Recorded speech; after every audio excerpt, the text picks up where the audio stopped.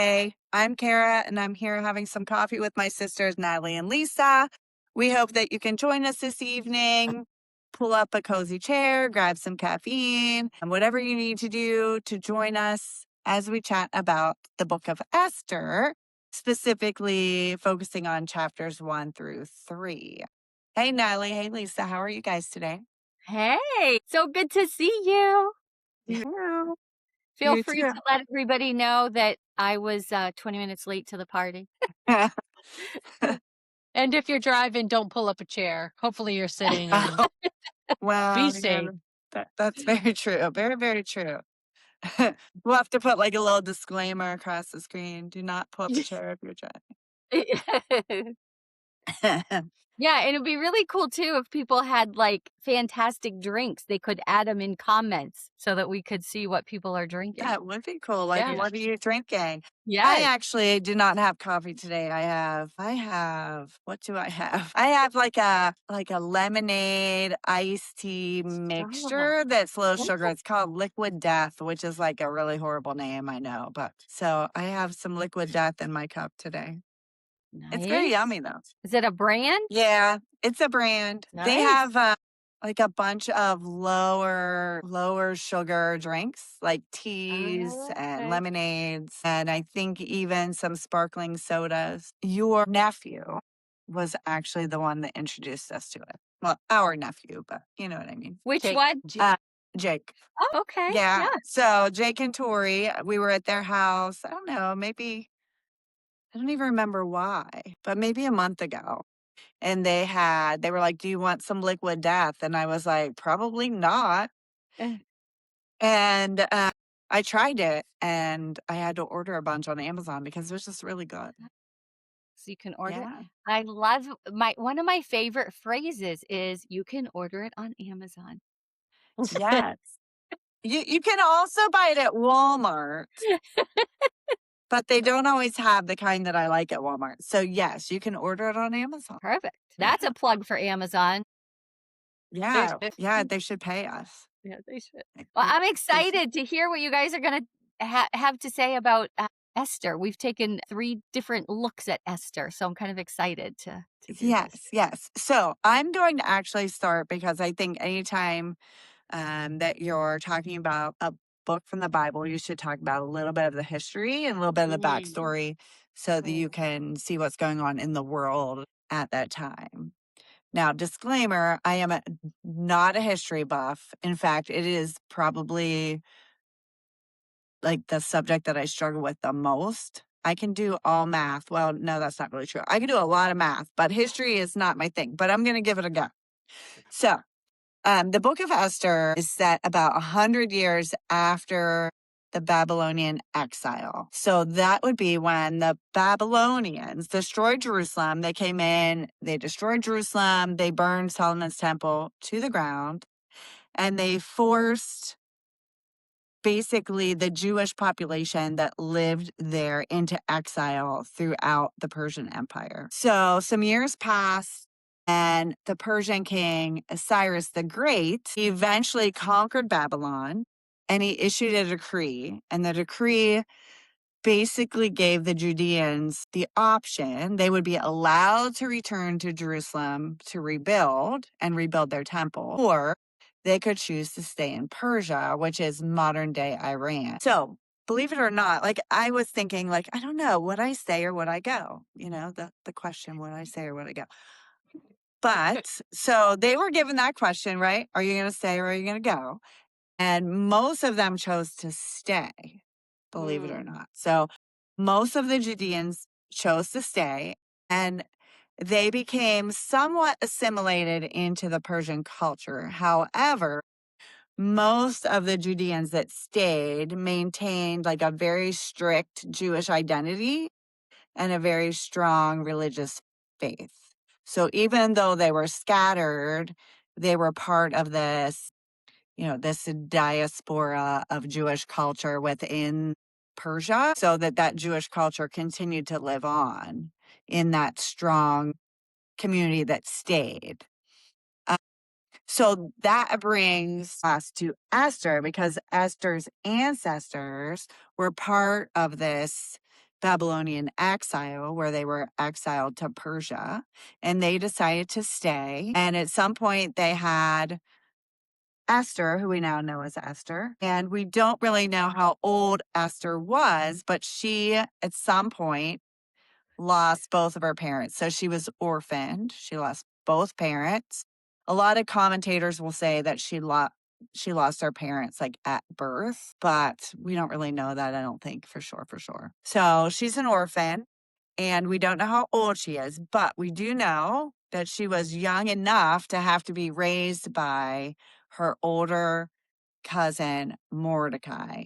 So she's growing up with her older cousin Mordecai in Persia, which is modern day Shush. I think that's how you pronounce it, Shush. So Shush or Shush, Iran is the like modern day area that she grew up in. So that is a little bit of the backstory, and that brings us to like what's going on in the world and how they ended up in Persia as Jews.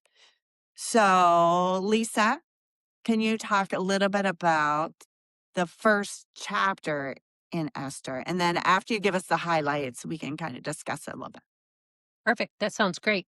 I love history, so that was very interesting. Thank you, Kara. That was really cool. I like that. I get an A. Yeah, good job. So, chapter 1, the two main characters, you have King Xerxes and Vashti. So it opens up King Xerxes. He's only been in power 3 years, and he's like, "Hey, let's have a party." So 180 days of just a feast. Now, but the only people that were allowed to come to this one were your nobles, your princes. It was all high level, the purple, the gold, the silver. It was very high level.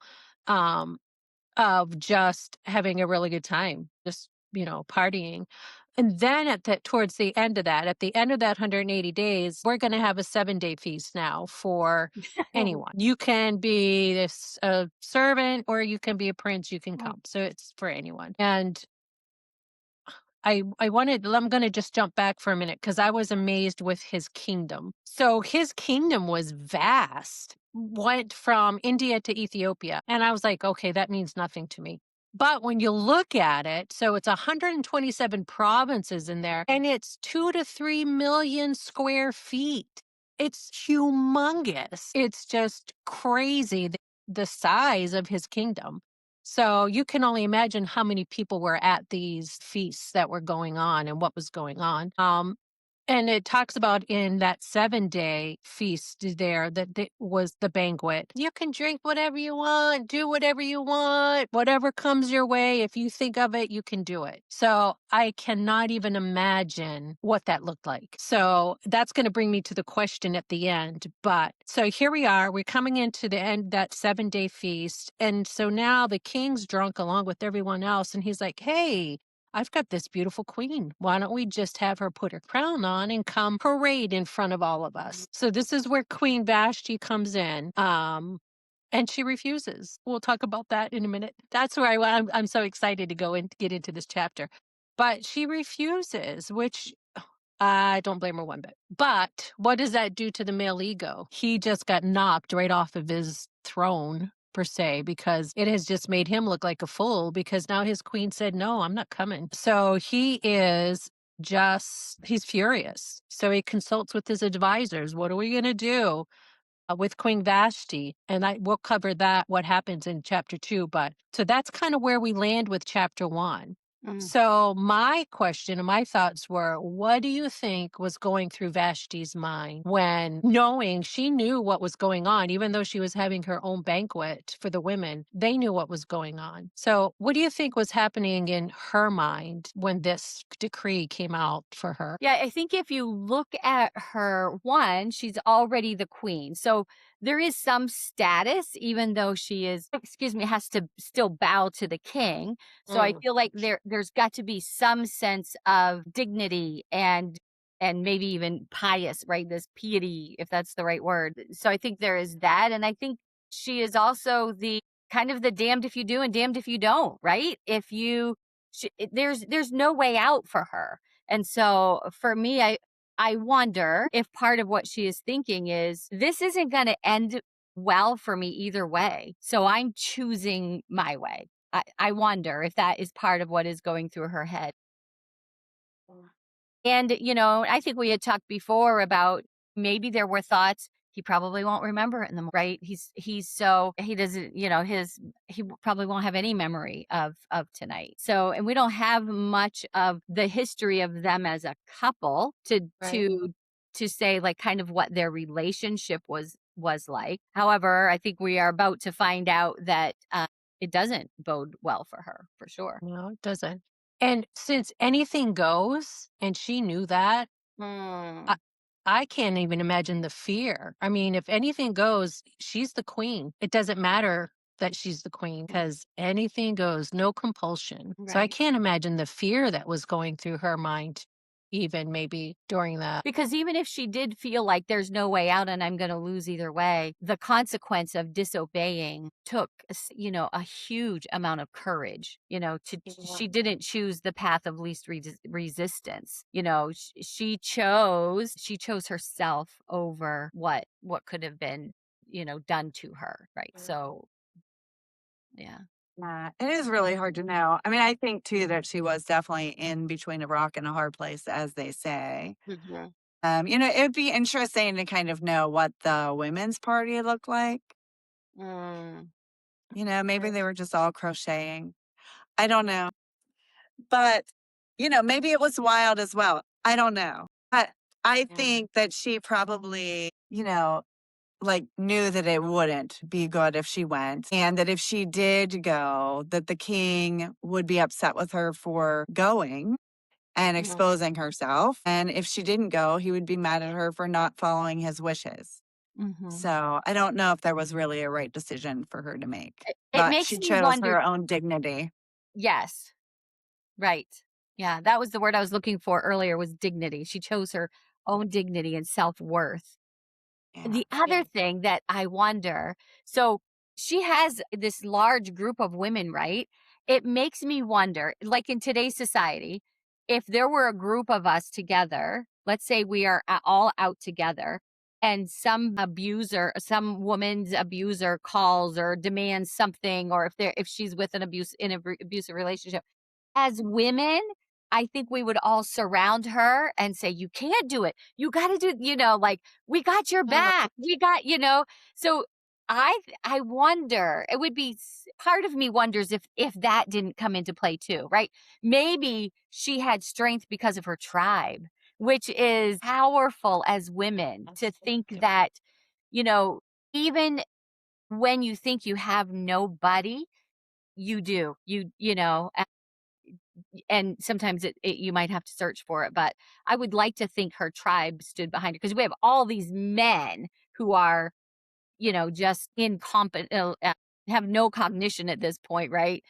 So inebriated. And so it makes me wonder if it was sort of this, the women are over here and the men are over here, and the women are like, don't do it, don't do it. It makes That's me interesting. It makes me think like that. I didn't look at it from that perspective, I but didn't now that I either. That's do, very it interesting. makes me think of like these women at a party, they're with all your friends, and your significant other is at his own party, and he texts you, it's like, "Hey, I'm too drunk to drive. Could you bring me some Chick-fil-A?" And and all your friends are like, "No, girl, you don't need to go and leave us and bring him Chick-fil-A. He can go get his own Chick-fil-A, or let him That's right. starve." Like, he could get any woman he wants to go parade in front of those men. Don't do it, Vashti. Don't do it. Yeah. Yeah. Yeah, That is very interesting. yeah, that was a good spin on it. Yeah, that could definitely be the case, like a little bit of a group mentality there, so. Yeah, makes me wonder, because women, I mean, though we have changed through centuries, there is the core of us that women are relationship oriented. So part of me just wonder, and we weren't there, so we don't know, but I have to believe that in some way these women really did have her back. Yeah, So. that's very interesting. That's really cool. I didn't end the chapter. Well, I want to read verse 18 to 20 to wrap up, because we can't miss that part of what the story, because that's important too. and I had here written to read verse 18 through 20. So this is after Vashti says, nope, I'm not doing it. So this very day, the noble women of Persia and Media who have heard of the queen's behavior. Okay, so this is the men, the 7 men, the advisors of the king. They're like, the king's like, what are we going to do? This is what they are telling the king. Because I'm going to interject. It is Go ahead, always please. wise. It is always wise to find 7 really drunk guys to get advice from. Well, they're the wise men too. That's why the king always went to them, because they're the wise men. And they said, wait a minute. They said, this very day, the noble women of Persia and Media who have heard of the queen's behavior will say the same to all the king's officials, and there will be contempt and wrath in plenty. If it pleases the king, let a royal order go out from him, and let it be written among the laws of the Persians and the Medes, so that it may not be repealed that Vashti is never again to come before King Xerxes. And let the king give her royal position to another who is better than she. So that kind of leads us into chapter 2. Yeah, I love how, well, I don't love, but once he makes a decree, it's done. Like It's he that. can't go back on it. So, Right. he kicks Vashti out, and that's a forever thing. But then when you jump, and I know we're not there yet, but when you jump into chapter 2, like literally the first verse, like the verse in chapter 2 was like, oh yeah, you know what? I kind of miss her. She was kind of cool. I mean, she brought me Chick-fil-A.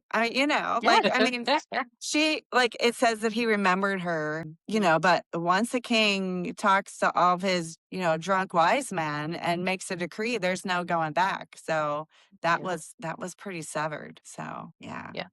Crazy Once time. it's down, it is crazy time. It took one of the commentaries stated that it took like a month and a half before the decree could even reach from start to end, because the kingdom was so vast. And of course, they didn't have email and text messages. They had to have it written into everyone's own language and sent out. Yeah. So right, chapter 2. Chapter 2, this is where Esther comes into play. She's introduced into this chapter. And Kara touched base on this already. She is an orphan that has been adopted by her cousin, who is taking care of her.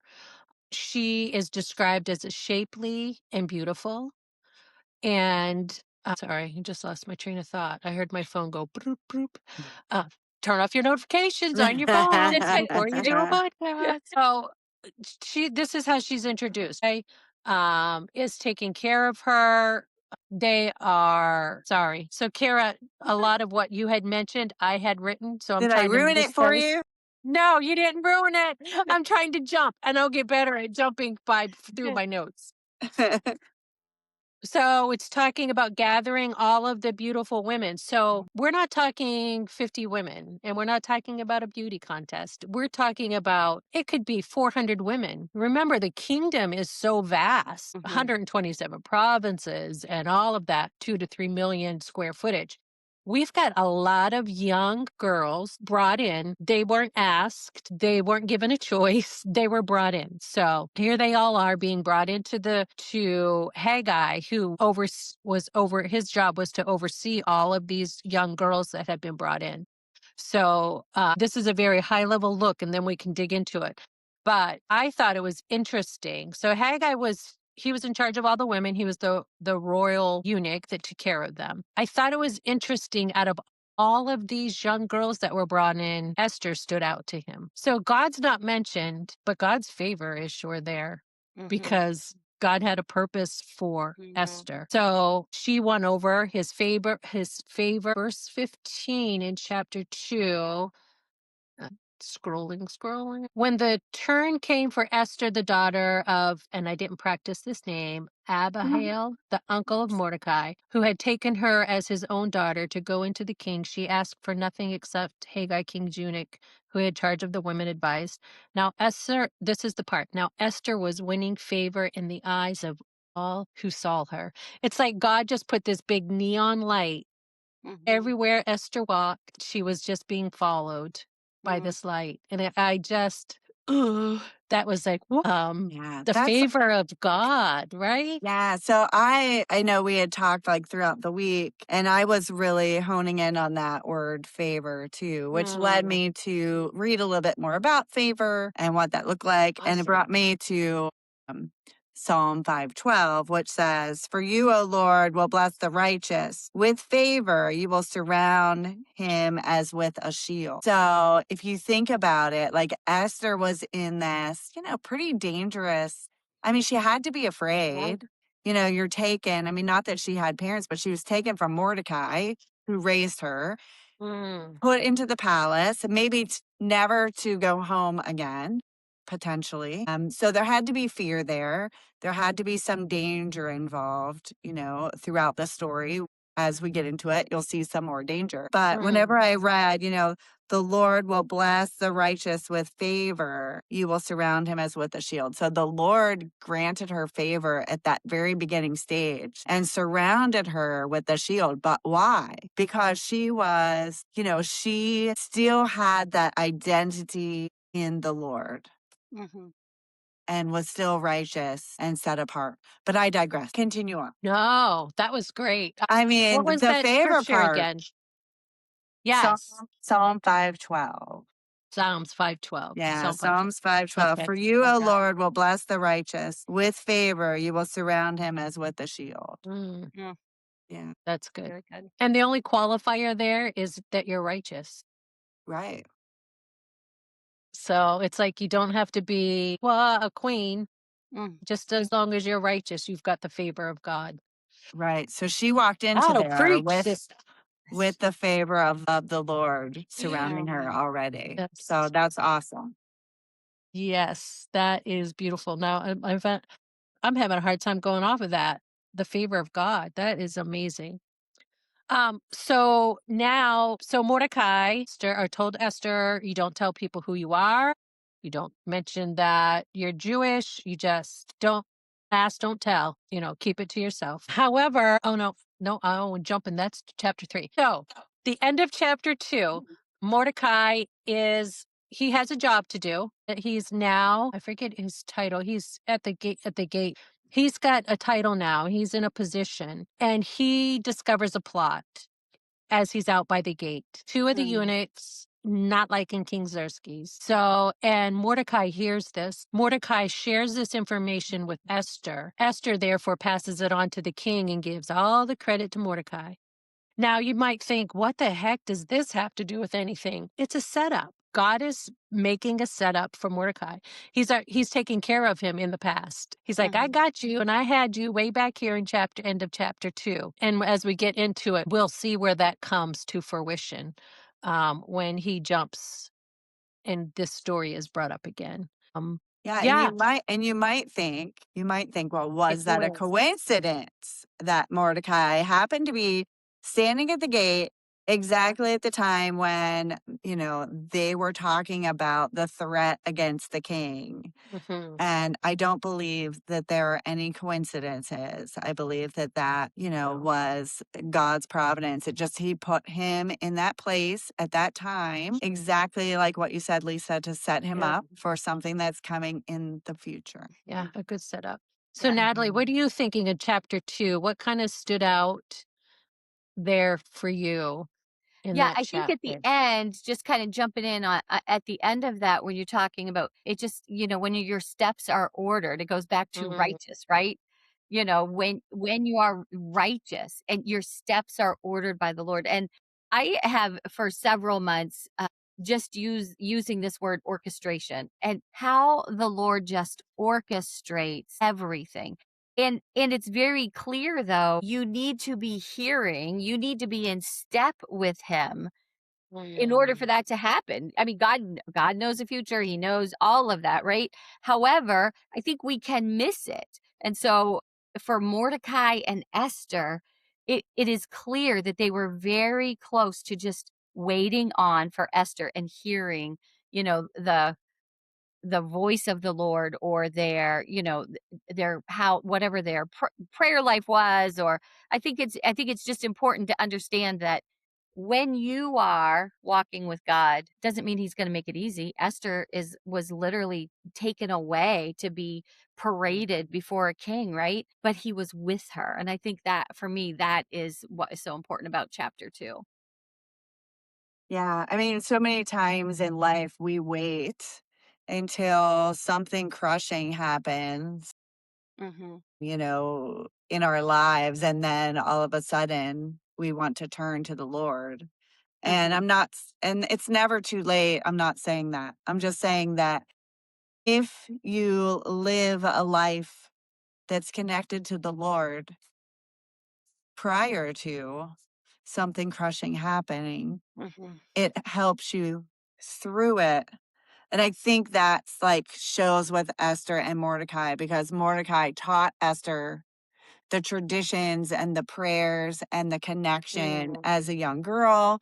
And she grew up in that and lived that and already had that to fall back on when things got really, really difficult. So I think that's important for us to remember, that you have to kind of weave it into your daily life and not wait until everything goes haywire and then be like, oh, wait, where are you, Lord? Right. No. Right. Yeah, remember culture at this time, they weren't even just praying once a day. They prayed multiple times a day.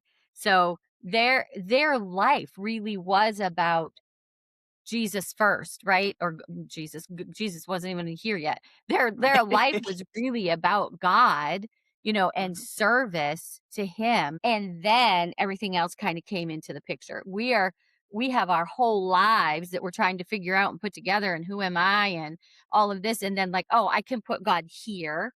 God will fit here. And in fact, they did it just the opposite. So, yeah.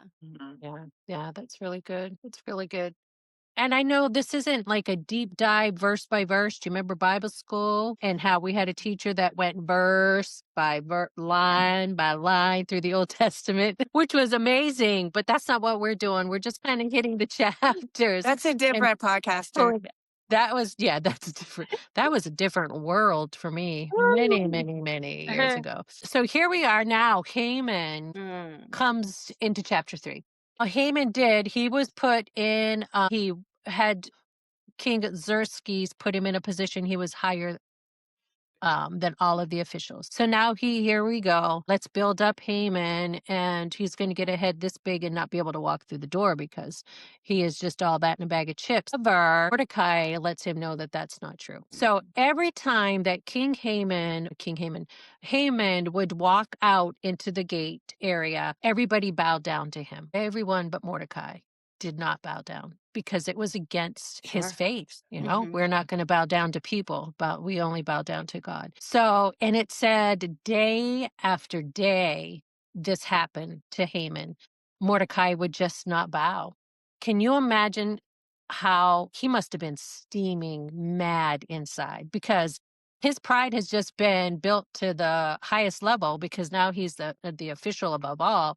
And Mordecai is just knocking him down by ignoring him.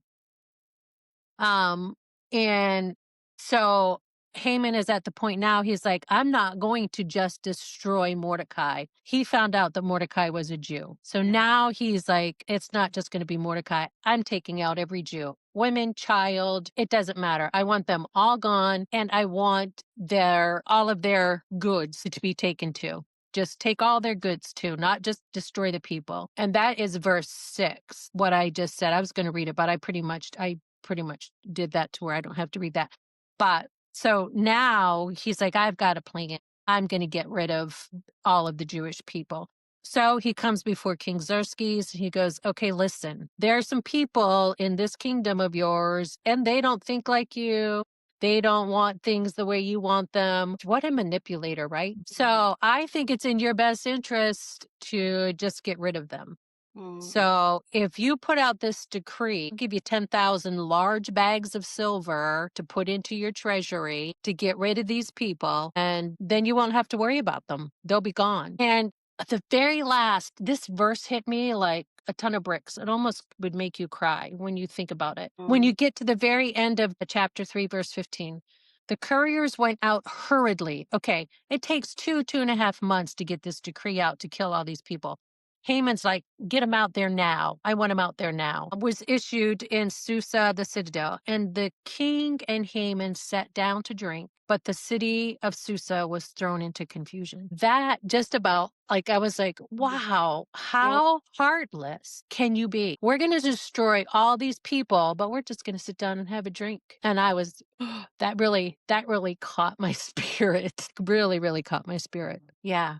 Yeah, like a celebration. Yeah, yeah. So Like, it's I like, And it was won. about Bravo. politics too, right? mm, You can eradicate an entire nation. yeah, You know, he has now leveled up if he can somehow get rid of an entire culture. So, yeah, it is. It's, you know, you think about think about politics, like when you think about where they were and the leaders, and you think about where we are today without being political or choosing yes, sides, it doesn't really matter, left, right, middle. You know, the leaders are here and we're trying to figure out, you know, like, what are we doing for dinner? And, you know, who's doing this errand and how are we going to get to the weekend? And, you know, what's falling apart at my workplace? And so they have no worry about that. Somebody else is going to do all yeah. that. They're just going to sit back and drink. Yeah. And that fear too. Remember what we had already talked about this. The Jewish people were in the society. They were part of the culture. So, and you think my mind went to, they're thinking that confusion coming in, if they can wipe out the Jewish people, who's to say I'm not next? What if it's these people next? Or so I could imagine the fear and anxiety and the confusion that was probably going on. Because remember in Susa, the decree was going out hurriedly. We're going to get it out there now. And all these other hundreds and thousands of people don't even have a clue what's going to happen. And the oldest trick And in the the book from the enemy, right, is pride. And this story is a perfect example that pride goeth before a fall, right? So the enemy Yes. that, you know, just like that, you know, hey, look how big you will be. You know, I am going to put you way up here. So, yeah. Yeah, so there is going to be a fall. Mm, yeah. I bet you the decree also brought about like a lot of fear, but also a lot of like arguments. I could imagine because like a lot of a lot of the ancestors made a decision whether to stay or whether to go. And they chose to stay. And could you imagine like choosing to stay somewhere and then like generations later someone saying that they were going to wipe you all out, you know? But I also noticed that in those letters, it said that they could destroy, slay, and do away with all the Jews, both young and old, little children and women in one day, and that they could basically take and plunder anything that they wanted. Yeah. So that made me think back to Esther when Esther went to the king for that one night before she became queen. She was able to take anything with her that she wanted from the palace, and she chose not to take anything. I'm wondering if that was some kind of like, I don't know, like, what do you call it? Foreshadowing, because she didn't take anything. She went just with herself and whatever Haggai, told her to go with, but Yeah. just herself in the favor of the Lord. She didn't have to plunder anything from the palace. Supposedly, whatever you took, you were allowed to keep.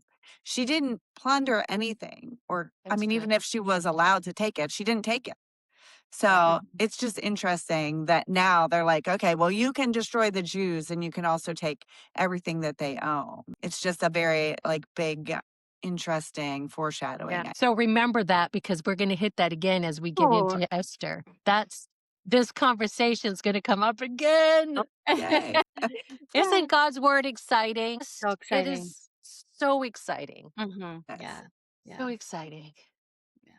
And you can read it so many times in life, but get something a little bit different depending on where you are in your personal journey. It kind of hits different. So Yeah, absolutely. because growing up, I always thought this was like an amazing beauty pageant. Like I don't know. I just Right. felt like that's the way it was spun. I'm sure it was because I was 8, but still, yeah. And it was not a glorious beauty pageant. But I digress. Sure. Yeah. So So we're kind of leaving on this cliffhanger, right? Like, I mean, Yeah. we know that pride cometh before a fall, so we're pretty sure that there's going to be a fall a coming for Haman and the king. But this is kind of the cliffhanger at the end of chapter 3. And Like, when I think about how do we apply this to us as far as like a life application? yes, Like, so yes, how does this what does this matter to me? These women who lived so long ago. If you look at the difference between these two women, you can be who you are, your identity, and God will use it. If you look at Vashti, she was an absolute no, right? No, I'm not doing it. And when you look at Esther, Esther came in quietly, and then she had no political power. She wasn't the queen. She had no royalty. There was nothing for her even nationally, and yet she won all of this favor. She just happened to win favor, and Mordecai just happened to hear a plot, right? So for me, when I think about as a woman, and when we think about Esther's story, oftentimes women, I feel like we struggle with identity. Men and women can struggle with identity as you're growing up, because you are who your parents say you are who your friends say you are who your teacher says you are. And oftentimes those things form us or form some sort of identity. And I think it's really important as women, if we look at the life of Esther, to say, wait a minute, she was a nobody and became a queen. And I feel like the term for such a time as this is almost overused. It sounds like a cliche, but every one of us, and when I was thinking about these chapters yesterday and this morning, I thought, wow, I wonder if for such a time as this, what is my for such a time as this? Because we all have one, every one of us, everybody listening to this. So we all have an opportunity before us that we may not see, may not even know yet. But if we have our ears, kind of if we're hearing, God, how can I be used for where is my such a time as this? It might be to stand up amongst a group of, doesn't have to be men. It could be for the right? So, and to say no. It could be to stand up for yourself. Maybe there are people in your life that are dictating who they want you to be. It's okay for you to say no. And I don't mean kind of the far reaches. I'm talking about, in reference to who God says we are as well. So, not that we just get to be whomever we want to be, in line with what the Lord has called us to be. So I feel like for life application, thinking about these women, we have Esther, we have Vashti, we have Vashti's entire tribe of women, and we have Esther, and she gets a tribe of women as well. And I think that's also important. We are coffee with my sisters. And so we can have coffee alone, but it is so much more fun to have coffee with my sisters. I'm so glad you brought that verse in, Natalie, because I totally missed it. For such a time as this. And it could be, what is God talking to you to do Right, right. for such a time as this? And Yes. whatever that is it Mhm, something, I don't know, a different job, something that God has put on your heart to do mhm. for such a time as this? Take Exactly. that opportunity to do it. Yeah, for sure. And I think, and it doesn't even have to be big. I think if we wanted to No. challenge ourselves this week, what is the one thing that I can do to make a difference? Maybe not nationally. Maybe it's making a difference in one person's life. I think of Kara being a teacher. One of the most powerful things that anybody ever said to me. Now I'm going to be all teary. I was this seventh grader. What grade are you teaching? fourth right now, You're but I fourth. taught seventh grade for 20 some years. Yes. So, I was in 7th grade, and I was scrawny, just this long, stringy red hair, walking down the hallway, and my chorus teacher was coming down the hall the opposite direction, and she said, "Young lady, pick your head up," and she talked about how beautiful I was and how powerful I was, and I don't remember her exact words, but I was in 7th grade, and that one sentence that a teacher said to me walking down a hallway stuck with me, and I believe created part of who I am today. So when you think about identity, and so I just think it's so powerful. And so I think if anybody ever wanted to challenge themselves this week, how can I or where can I make a difference in my week? I think that would be pretty cool. Yes. Yeah. And that's kind of like part of your preparation. Like the Lord gives up, like same with Esther, right? Esther had to go through this whole preparation, a 1 year long preparation where they taught her all of these things. But like the teacher talking to you and telling you to lift your head up, like that was part of who you are now. Like that was part of your preparation process. Yes. And this week I wrote down on this notebook, am I allowing the Lord to prepare me and guide me and grow me in the ways needed to please him and to find his favor? Like Esther had to prepare before she went before the king. She had to grow in the Lord, and he had to kind of build her up to where she needed to be before she went to the king and before, in order to get the Lord's favor, if that makes sense. So I think life can be a preparation process where the Lord is building us if we allow him to, and he's growing us, and he's preparing us for who knows what yet, maybe, but he's definitely preparing us for something. For And sure. we just Yeah. have to be willing to allow him to. So And could God have taken all of that away from Esther? Could he have given her great parents? Yes. But bad things happen to good people. Bad things happen to bad people. Bad things happen to good people. But you can be sure that if you are walking with the Lord, he will use it for good. He will use what has happened to you for his glory. And I think that is powerful. We're in such a me generation. Well, what about me? What about me? God will use it for his glory. Everything that he did for Esther wasn't for Esther. It was for his glory. It was to redeem an entire nation. Yeah. So, uh, Esther was orphaned, she was adopted, she was taken, she was afraid. She was prepared along the way, and the Lord never left her, even though it doesn't really mention him in the book of Esther. But lots of really not so great things building up in Esther's story. And we haven't even gotten all that far into it yet, and all of the fear and challenges that she's going to come across. And so I think that if you don't have a relationship with the Lord, it can be kind of like you can get fearful, like, what do I need to lose? Or what might the Lord allow me to lose? Sorry, I will not cry.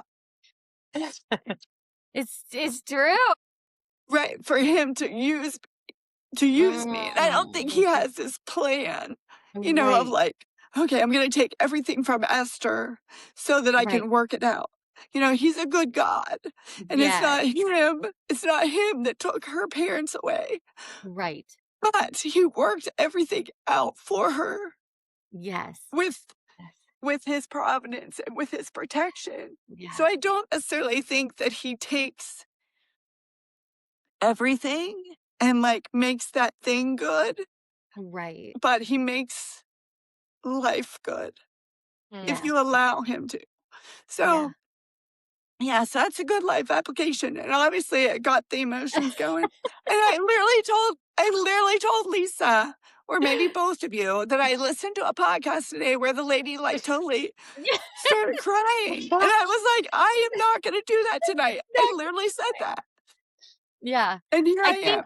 I think what's so powerful, there are 3 of us sitting here, but we represent women all over the world you do not get to the end of of life without experiencing some kind of pain. And I like to say, that I am God's favorite. And I would hope that every woman could really feel that. Like, you go ahead and do that to me because I'm God's favorite. And now you have touched me, and I'm telling my dad, you know? And he took this little girl who was an orphan and abused and made her a queen. So good. So good. Yeah. It is. It is good. Well, so next time we get together, we'll talk about the next few chapters. 4 or 5, chapter 4, 5, and 6, I think is a good Okay. place to go next. Yes.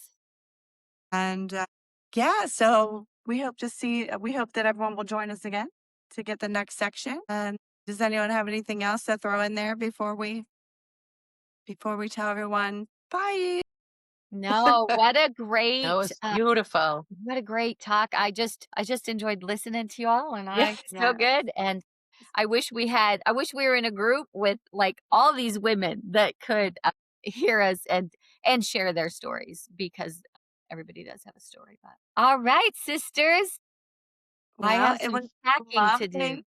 Yeah, that's exciting. And I need to finish my beverage and maybe go take a ride in a Jeep with no top and no doors before the sun goes down. Goes down. You may want to define the top The top of the Jeep. of the Jeep. Because when you say I'm going topless and you're a Jeeper, it's a whole different meaning. For sure. So great. All right.